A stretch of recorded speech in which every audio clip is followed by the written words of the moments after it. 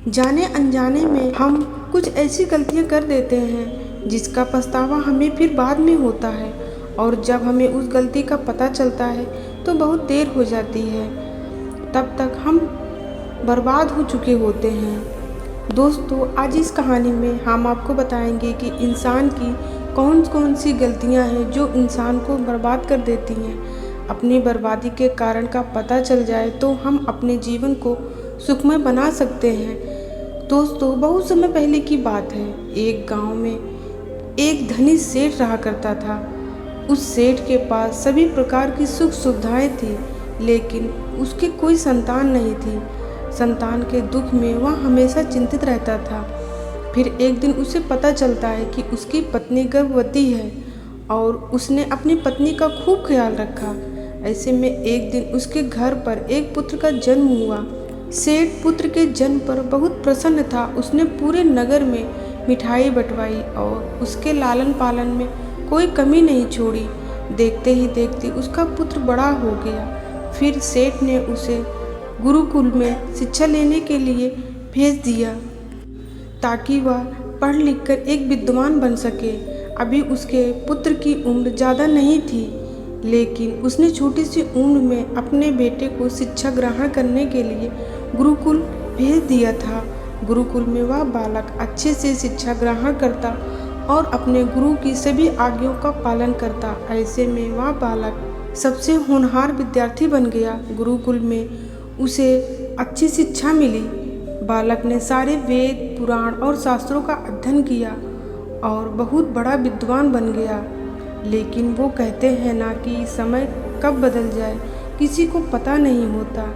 ऐसे ही एक दिन किसी प्राकृतिक आपदा की वजह से उसके माता पिता की मृत्यु हो गई, और जब उसके माता पिता की मृत्यु हुई तब उस बालक की शिक्षा पूर्ण नहीं हुई थी। और जब उस बालक ने इस खबर को सुना तो उसे बहुत दुख हुआ। उसके माता पिता अब इस दुनिया में नहीं रहे और उनका सब कुछ बर्बाद हो चुका था। तो उस बालक का इस सांसारिक मोह माया से उसका मन ही उठ गया। उसके बाद उस बालक ने निश्चय किया कि वह गुरुकुल से शिक्षा पूर्ण करके वह अपना संपूर्ण जीवन लोगों की भलाई में व्यतीत करेगा। फिर जब उस बालक की शिक्षा पूर्ण हो गई तो वह बालक सन्यासी बन गया और वह सांसारिक वस्तुओं से दूर हिमालय के जंगल में चला गया। जंगल में जाकर उसने वहाँ लंबे समय तक तपस्या की। तपस्या पूर्ण करने के बाद उस सन्यासी ने लोगों को शिक्षा देना आरंभ कर दिया। समय के साथ साथ उस सन्यासी की चर्चा चारों तरफ होने लगी और दूर दूर से लोग उसके पास शिक्षा ग्रहण करने आने लगे, और बहुत से लोग उनके पास अपनी समस्याओं का समाधान खोजने के लिए भी आने लगे। सन्यासी सभी लोगों की समस्याएं आसानी से सुलझा देते, जिस वजह से वह पूरे राज्य में मशहूर हो गए। लेकिन जिस नगर में वो रहते थे उस नगर का एक राजा बहुत क्रूर व्यक्ति था। जब राजा को उस सन्यासी के बारे में पता चला तो उसने उस सन्यासी से मिलने का निश्चय किया, और अगली सुबह को राजा अपने महल से निकलकर उस सन्यासी से मिलने के लिए निकल गया। फिर वो उस कुटिया में जाकर पहुंच गया। वहां पहुंचकर जब राजा ने उस सन्यासी को देखा तो वह देखता ही रह गया। उनके चेहरे पर एक अलग ही तेज था। जब वह सन्यासी के पास पहुंचा तो उसे बड़ी अपार शांति का अनुभव हुआ।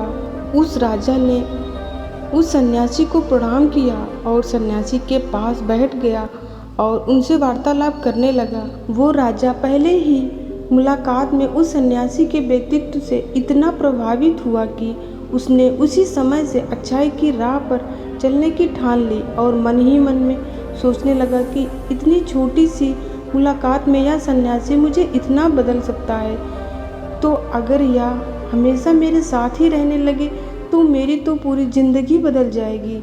और यही सोचकर राजा सन्यासी से अपने महल चलने के लिए आग्रह करने लगा।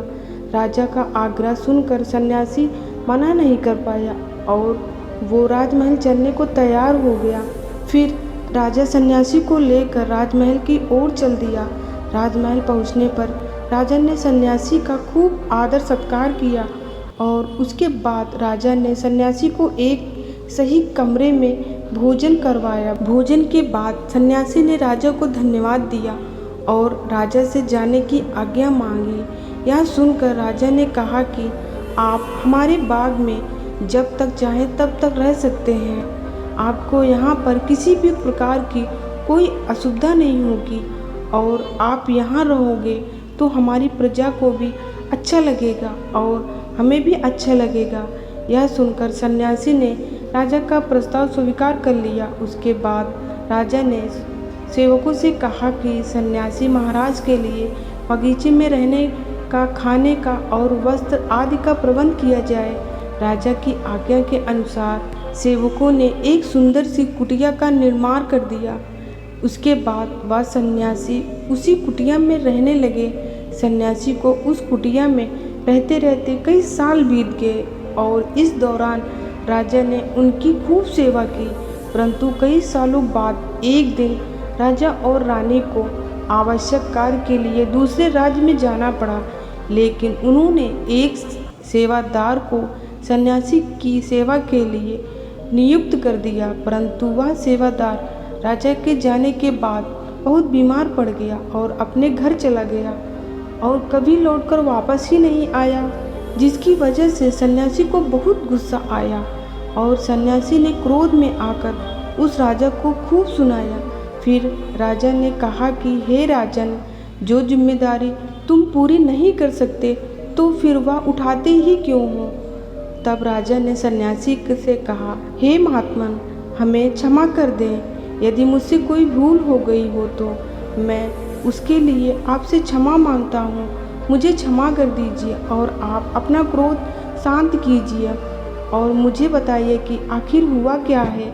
यह सुनकर उस सन्यासी ने कहा कि तुम्हारे जाने के बाद मुझे यहाँ पर किसी ने भोजन नहीं दिया और मैं बहुत दिनों तक भूखा ही रहा।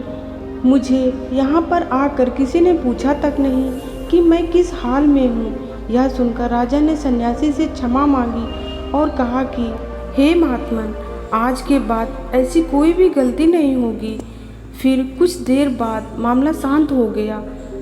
जब राजा और सन्यासी के बीच वार्तालाप हो रही थी, तब रानी भी यह सब वार्तालाप चुपके से सुन रही थी और सब कुछ देख रही थी। उसके बाद राजा ने उस सन्यासी को कोई भी शिकायत का मौका नहीं दिया और उसकी खूब सेवा की। परंतु कुछ दिनों बाद राजा को फिर किसी आवश्यक कार्य के लिए अपने राज्य से बाहर जाना पड़ा, लेकिन इस बार राजा ने राज्य से बाहर जाने से पहले अपनी रानी को कहा कि जब तक मैं नहीं आऊं तब तक वह स्वयं सन्यासी की देखभाल करेंगी। यह सुनकर रानी ने कहा कि महाराज, आप निश्चिंत होकर जाइए, मैं सन्यासी महाराज की अच्छे से देखभाल करूंगी।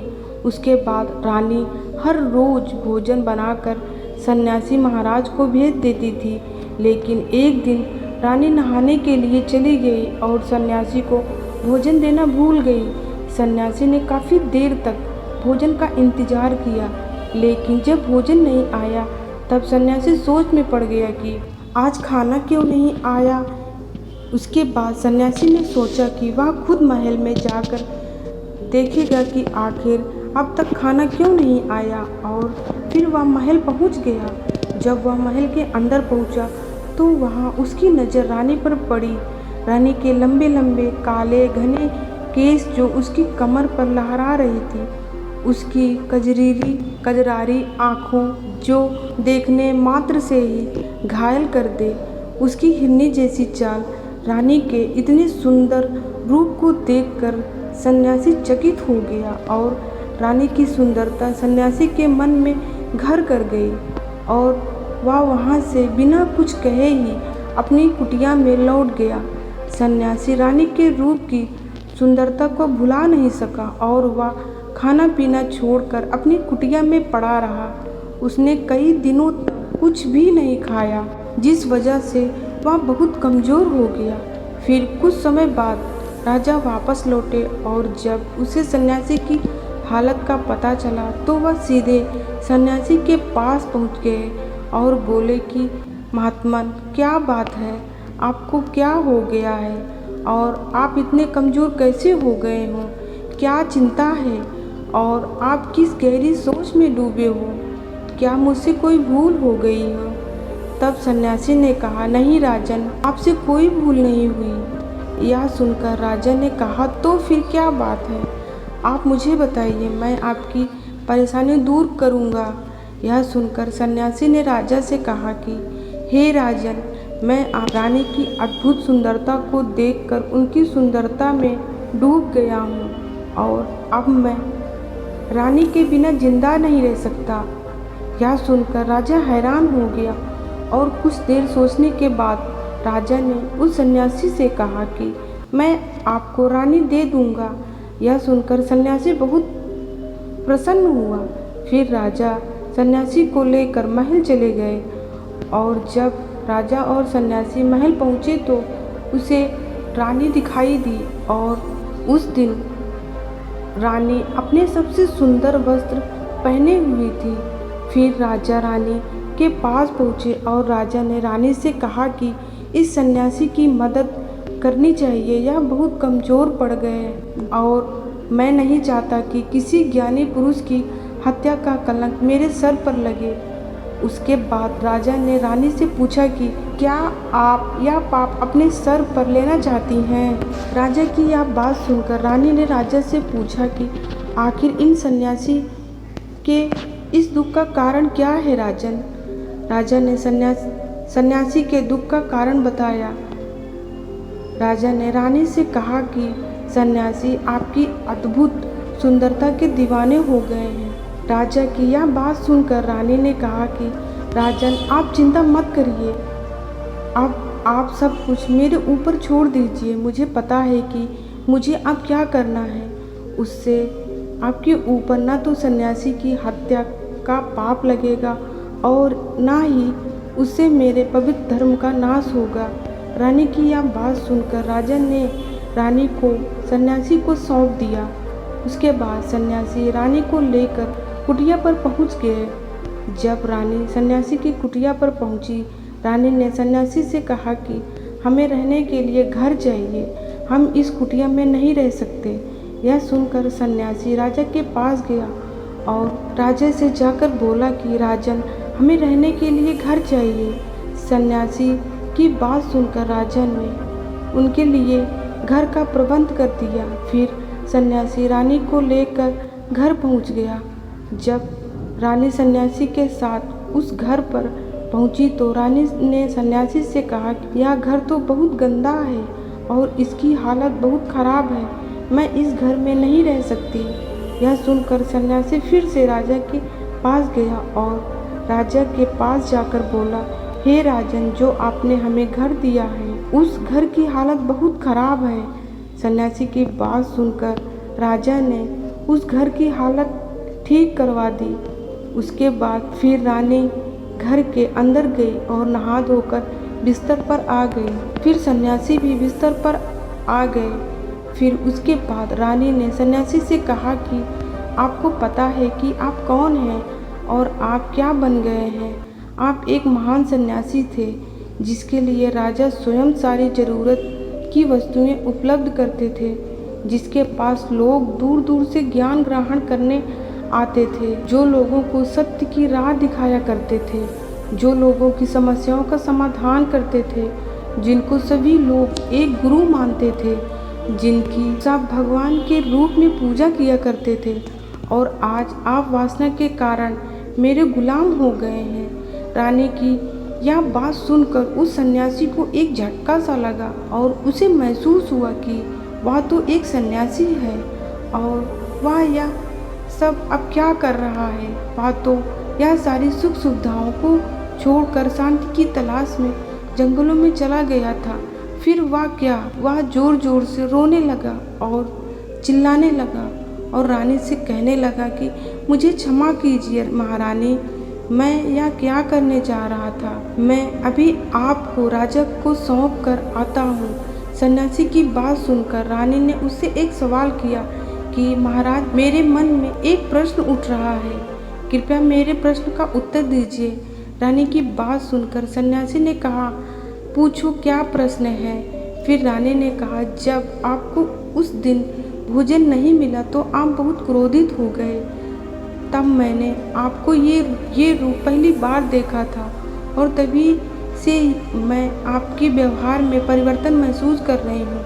ऐसा क्यों हुआ महाराज? आखिर आपको इतना क्रोध क्यों आया? रानी की बात सुनकर सन्यासी ने रानी को समझाया कि जब मैं जंगल में था तो मुझे समय पर भोजन भी नहीं मिलता था, लेकिन जब मैं महल में आया तो महल में आने के बाद मुझे सारी सुख सुविधाएं मिली और फिर मैं इस सभी सुख सुविधाओं के मोह माया में फंस गया और मुझे इसके प्रति लगाव उत्पन्न हो गया और फिर मुझे इसको पाने का लालच उत्पन्न हो गया और जब मुझे यह नहीं मिला तो मेरे अंदर क्रोध उत्पन्न हुआ। फिर सन्यासी ने कहा कि महाराज, सच तो यह है कि अगर इच्छा पूरी ना हो तो क्रोध उत्पन्न होता है और इच्छा पूरी हो जाए तो लालच आ जाता है। फिर सन्यासी ने रानी से कहा, यह इच्छा की पूर्ति ही मुझे वासना के द्वार तक लेकर आई है और मैं आपके प्रति आकर्षित हो गया। इसके बाद वो सन्यासी रानी को लेकर राजा के पास गया और बोला कि हे राजन, मुझे क्षमा कर दीजिए, मुझे अपनी गलती का एहसास हो गया है। या लो आपकी रानी, मुझे यह सब नहीं चाहिए। मैं अपनी इच्छा के वशीभूत होकर यह गलत कार्य करने जा रहा था और अपने जीवन को बर्बाद कर रहा था, लेकिन अब मुझे सब कुछ समझ आ गया है। उसके बाद उस सन्यासी ने कहा कि हे राजन, मनुष्य की बर्बादी का कारण उसकी 4 आदतें बनती हैं और दुनिया की हर एक व्यक्ति के अंदर यह 4 अवगुण होते हैं, लेकिन जो व्यक्ति इन पर नियंत्रण कर लेता है वह दुख और परेशानियों से बच जाता है। वही जो व्यक्ति इन 4 आदतों पर नियंत्रण नहीं कर पाता है वो बर्बाद होने के कगार पर पहुंच जाता है। यह सुनकर राजा ने कहा कि महाराज, आप मुझे वो 4 आदतें बताइए कि वह कौन सी है जिसकी वजह से मनुष्य की बर्बादी हो जाती है। फिर सन्यासी ने राजा को मनुष्य की बर्बादी 4 कारण बताए। राजन, मनुष्य को बर्बाद करने वाली पहली आदत है इच्छा, क्योंकि इच्छा ही दुनिया की हर एक व्यक्ति के अंदर सबसे पहला अवगुण होता है और जो व्यक्ति अपनी इच्छाओं को नियंत्रण में नहीं रख पाता है वह जीवन के किसी भी क्षेत्र में सफल नहीं हो पाता है, क्योंकि जैसे ही उसकी एक इच्छा पूरी होती है वह दूसरी की ओर बढ़ने लगता है और दूसरी पूरी होती है तो तीसरी इच्छा के उसके मन में जागृत हो जाती है और फिर ऐसे करते करते इच्छाओं पर नियंत्रण ना होने के कारण इसी जाल में उलझा रहता है और दुखी रहता है। इसलिए राजन, जब हम इच्छाओं पर नियंत्रण कर लेते हैं तो हम हमारे मन पर भी नियंत्रण कर लेते हैं और जब हमारा मन हमारे वश में होता है तो हमें सुख प्राप्ति होती है। फिर जो हम चाहते हैं वही हमारे साथ होता है। फिर सन्यासी कहता है कि हे राजन, मनुष्य को बर्बाद करने वाली दूसरी आदत है वासना। वासना का जन्म हमारे मन में उठने वाली इच्छाओं से होता है। जिस प्रकार इच्छा का कोई अंत नहीं होता है और मनुष्य वासना के जाल में फंसता ही चला जाता है। वासना के वशीभूत होकर मनुष्यों के कुछ भी नज़र नहीं आता। आज तक जितनी भी लड़ाइयाँ हुई हैं उनका सबसे बड़ा कारण स्त्री को पाने की इच्छा ही रही है। स्त्री के प्रेम में वशीभूत होकर राजा महाराजाओं ने आज से पहले बहुत से सारे युद्ध किए हैं। रावण भी संसार का सबसे बुद्धिमान व्यक्ति था, लेकिन उसने भी माता सीता की सुंदरता में पड़कर अहंकार में आकर अपना सब कुछ बर्बाद कर लिया। उसकी मृत्यु का कारण भी एक स्त्री ही बनी थी। कई राजा महाराजा तो युद्धों में इसलिए हार गए क्योंकि वो लोग स्त्रियों से रासलीला रचने में ही रह गए। ईश्वर ने तो स्त्री की उत्पत्ति इस संसार को बढ़ाने के लिए की, लेकिन आजकल के लोगों ने इसे अपनी वासना का शिकार बना लिया है, अपने मनोरंजन का साधन समझने लगे हैं और जब उन्हें अपना यह मनोरंजन नहीं मिलता है तो वो पागल हो जाते हैं और ना जाने क्या क्या कर बैठते हैं। इसलिए हे राजन, जितना हो सके उतना वासना से दूर रहना चाहिए। फिर सन्यासी कहते हैं कि हे राजन, मनुष्यों को बर्बाद करने वाली तीसरी आदत है क्रोध, क्योंकि जब मनुष्य की वासना की पूर्ति नहीं होती है तो उसके अंदर क्रोध उत्पन्न हो जाता है, और जब व्यक्ति को क्रोध आता है तो उस पर उसका नियंत्रण नहीं होता है और फिर वो क्रोध में आकर कई गलत निर्णय ले लेता है और वो दूसरों को भला बुरा कह देता है, गालियाँ निकाल देता है। और जब उनका क्रोध शांत होता है तो उन्हें अपनी गलती का एहसास हो जाता है, लेकिन तब तक तो सब कुछ बर्बाद हो चुका होता है। क्रोध के कारण मनुष्य के कई बने बनाए काम भी बिगड़ जाते हैं। जब मनुष्य के भीतर क्रोध उत्पन्न होता है तो वो अंदर से बहुत कमज़ोर हो जाता है और एक कमज़ोर मनुष्य कुछ भी नहीं कर सकता है, उसे कभी भी सफलता हासिल नहीं हो सकती। क्रोध हमारे भीतर तनाव को उत्पन्न करता है और अगर एक बार हम तनाव में चले गए तो हमारा पूरा जीवन बर्बाद हो जाता है। फिर सन्यासी कहते हैं कि हे राजन, मनुष्य को बर्बाद करने वाली चौथी आदत है लालच। हे राजन, लालच का फल सदैव बुरा होता है।